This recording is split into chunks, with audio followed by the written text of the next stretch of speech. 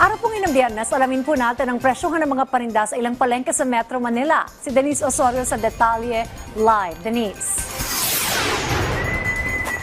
Dayan, magwi-weekend na at tumaas ang presyo ng halos lahat ng gulay dito sa Kamuning Public Market matapos ang sunod-sunod na pananalasa ng bagyo sa ating bansa nung kamakailan. Ayon sa ating mga nagtitinda, talagang naapektuhan ang kanilang supply kung kaya't napilitan silang magtaas ng presyo. Isang halimbawa, Dayan, ang carrots. Noon, 80 pesos kada kilo ito. Ngayon, 250 pesos na ito. Hindi naman gaanong gumalaw ang presyo ng patatas na ngayon ay nasa 80 pesos mula 60 pesos kada kilo kahit parehong underground crop ito.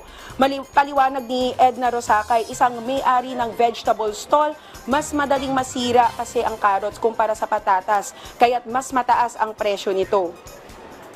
2 weeks na diretsong hangin at ulan, malakas na hangin. So, talagang nawawas out yung gulay. So, instead na maraming pinanggagalingan, kunti na lang. Ilang lugar na lang pinanggagalingan. So, sobrang shortage talaga ng gulay. Ang kamatis ay 70 pesos kada kilo, bawang 140 pesos at parehong puti at pulang sibuyas ay 160 pesos kada kilo. Sa mga leafy vegetables naman gaya ng talbos at kangkong, imbes na kada kilo, ibinebenta na ito ngayon per tali upang hindi mabigatan ang mamimili na naglalaro sa 25 pesos hanggang 30 pesos. Ang lettuce, 700 pesos kada kilo mula 120 pesos bago ang mga bagyo at cabbage ay 150 pesos na dating 70 pesos. Sa isda naman, ang bangus ay nasa 180 pesos hanggang 220 pesos kada kilo, galunggong 280 pesos at tilapia 140 hanggang 150 pesos kada kilo. Ang hipon naman ay nasa 400 hanggang 450 pesos kada kilo. Sa kabila ng patatas o pagtaas ng presyo ng gulay at isda, may good news naman tayo para sa mga bibili ng karne.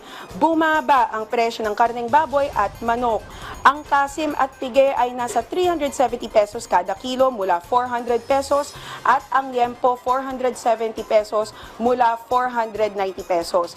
Ang manok na buo ay 230 pesos mula 250 pesos habang ang per kilo ng legs, wings at breast ay 250 pesos mula 270 pesos.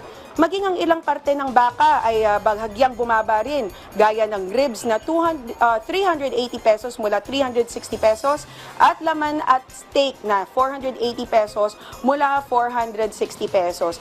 Dayan, para naman sa presyo ng bigas, nananatili o pinakamura pa rin ang 37 pesos kada kilo. Kung kaya't pwede nating i-avail ang 35 pesos kada kilo sa ating mga kadiwa stalls. Siyempre, Dayan, nandyan din ang 20 Bigas meron na program para sa ating mga 4-piece beneficiaries, solo parents, persons with disabilities, and senior citizens. Ito na mga 35 pesos kada kilo na 20 pesos kada kilo na bigas natin, Dayan.